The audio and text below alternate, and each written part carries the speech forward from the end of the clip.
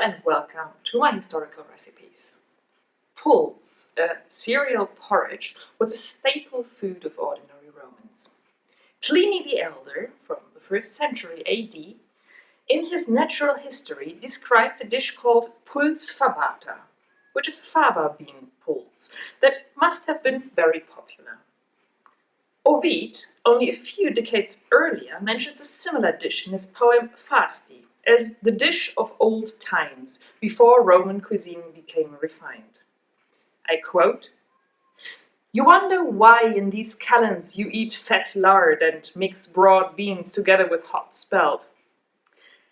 Carna is an ancient deity and eats foods once customary. She does not have refined tastes and does not ask for exotic food. The fish swam without pitfalls by the people of that time, and the oysters were safe in their shells." So far, Ovid.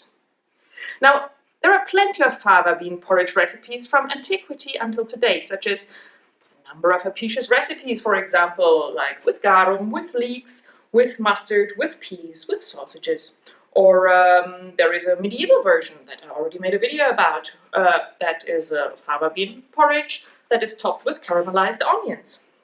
Or the modern Apulian version, which is pretty much the same, just with added potatoes and topped by fried wild chicory.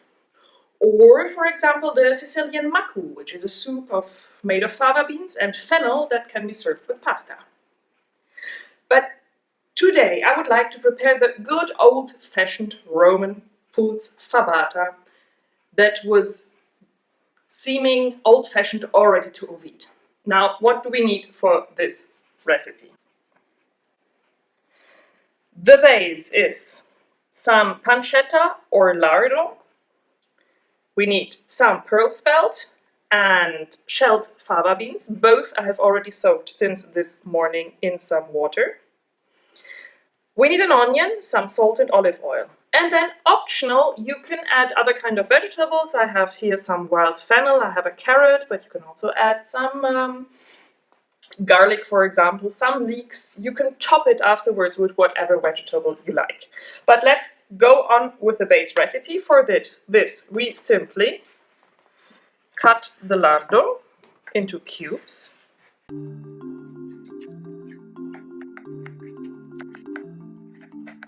It's pancetta actually, not lardo.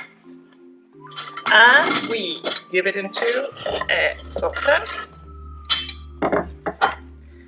And we render the fat from it, and then we will add an onion. So I am already going to cut that onion.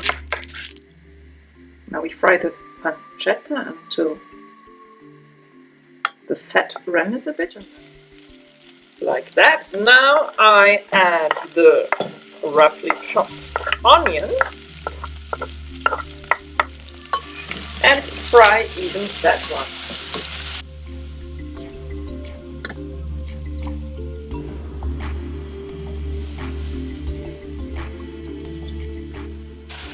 Now I add the soaked spelt.